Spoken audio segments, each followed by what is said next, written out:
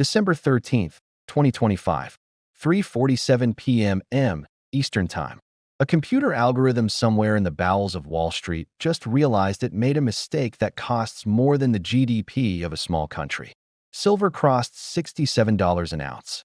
And in exactly 90 seconds, 8 of the world's biggest banks went from masters of the universe to insolvent gamblers because of a rule change they were too arrogant to read. Welcome to the financial apocalypse. Grab a helmet. See, for the next 72 hours, these banks have 3 options, and I want you to listen closely because every single one of them involves your money. Option A. They post $891 billion in cash collateral. Spoiler alert, they don't have it. Option B. They buy 421 million ounces of silver that literally does not exist. Or Option C. They trigger the first banking crisis of 2026 before you even unwrap your Christmas presents. The clock is ticking. But this isn't about silver going up because it's shiny or because your weird uncle collects coins. This is about a mathematical bear trap set 3 years ago, a tripwire buried in the fine print of the Commodities Exchange that nobody paid attention to until it snapped shut on the legs of the global banking system. The magic number is $67.25. Why? Because back in March 2023, the people who run the COMEX, that's the casino where silver futures trade, quietly passed Rule 4.07b. It sounds like legal chloroform, doesn't it? Enhanced Margin Liquidation Protocol. But let me translate that from lawyer to English for you. It says that if you are a systemically important participant, that S code for too big to fail, and the price moves 285% against you, you have 72 hours to pay up or get liquidated. Here is the delicious, dark irony. They created this rule because they were terrified of you. They were haunted by March 2020 when retail investors on Reddit almost broke the market. The regulators wanted a kill switch to stop the little guys from squeezing the market. But the gun backfired. The rule designed to prevent a squeeze is now guaranteeing one. The math is brutal. The banks shorted silver, betting it would go down, at an average of $22.40 using massive leverage. When silver hit $67.30 on December 13th, the trap snapped.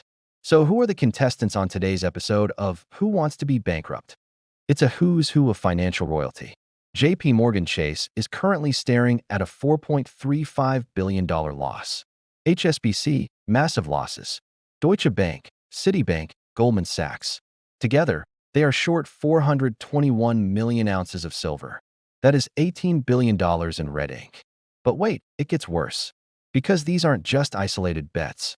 These shorts are the load-bearing walls for an $891 billion tower of derivatives. If the silver shorts fail, the whole building comes down. Now, you might be asking, how did they get away with this for so long? Simple. They cheated. For 4 years, every time silver looked at the ceiling, the banks dumped thousands of paper contracts, promises to deliver silver they didn't have, to crash the price. It was the perfect crime. They were selling ghosts. But then, reality called. In 2025, China's solar industry decided it needed real silver, not paper promises. AI data centers needed silver for cooling systems. India broke records importing the stuff. Demand hit 2.14 billion ounces. Supply? Only 1 billion. You see the problem? You can't print silver. You can't code it into existence. On December 13th, the banks tried their old trick. They dumped 445 million ounces of paper silver in seconds. Usually, the price crashes. This time, it ate the dump and kept rising. The market called their bluff. They realized that you can't suppress the price of something you can't deliver when people actually need the physical metal.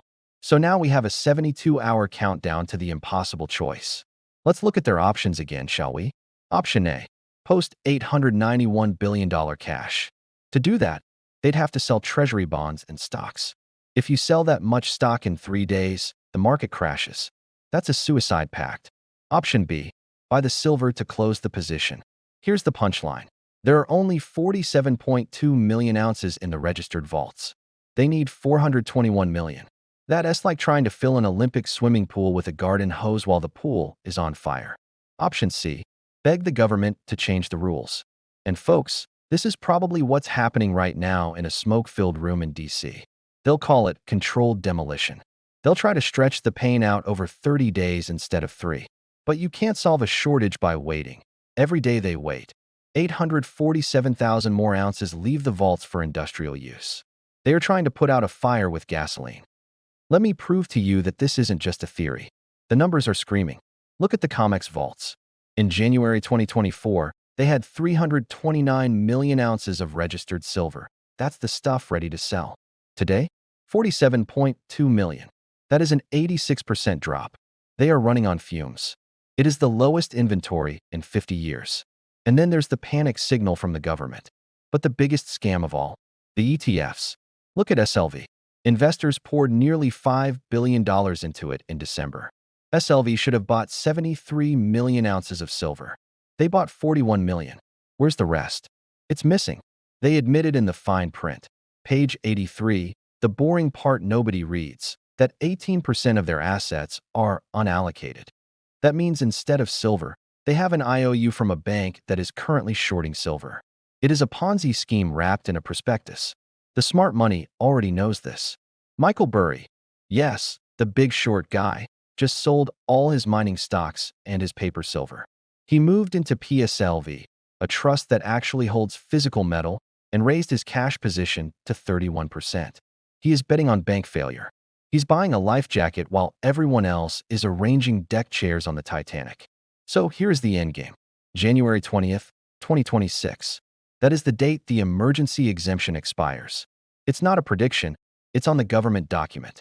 On that day, the banks have to buy 8.1 times more silver than exists in the entire world's deliverable supply. History tells us what happens next. When Volkswagen had a similar squeeze, the price went up 11 times. When GameStop squeezed, it went up 16 times. If silver squeezes just 9 times, we are looking at $600 an ounce. But unlike GameStop, you can't just stop trading silver. Apple needs it. Tesla needs it. The military needs it.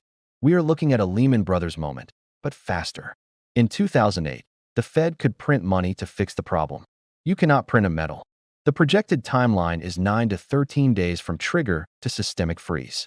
Here is exactly how it plays out starting January 20th. Day 0, the rule expires. Day 1 and 2, the banks try to buy and realize the vaults are empty. The price spikes to $140. Day 3 through 6, panic. The ETFs like SLV will likely suspend redemptions, meaning they lock the doors and keep your money. Silver hits $300. By day 10, the government steps in, shuts down the market, and forces a cash settlement. You won't get silver, you'll get a check for a fraction of what it's worth. So what do? If you are holding paper silver, ETFs, futures, you are standing on the train tracks. Get out. If you don't own physical silver, the window is closing. By January 10th, premiums will skyrocket. By January 20th, you won't be able to find it at any price. It'll be like toilet paper in 2020, but shinier and much more expensive. This is the most documented pre-crisis in history. The vault data is public. The government emergency order is public. The shortage is real. The kill switch has been flipped. You have about 30 days before the math catches up to reality. Why did the government give the banks a free pass until January 20th if everything was fine? They wouldn't. The fire alarm is ringing. Do not wait for the fire truck. See you on the other side.